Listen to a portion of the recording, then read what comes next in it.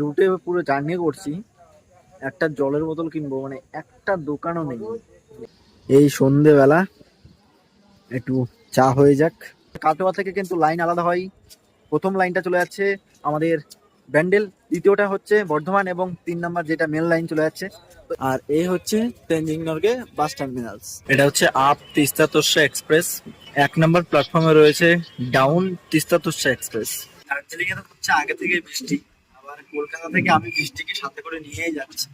দেখা যাক দার্জিলিং এ কতটা বৃষ্টি পাই। Welcome to Howrah division. সময় 3:45, অনেকটাই বিফোর টাইমে। ট্রেনের আইআরসিটিসি অ্যাপস থেকে কিভাবে খাবার অর্ডার করতে হয় তাই ভাবলাম তোমাদেরকে দেখিয়ে দিই।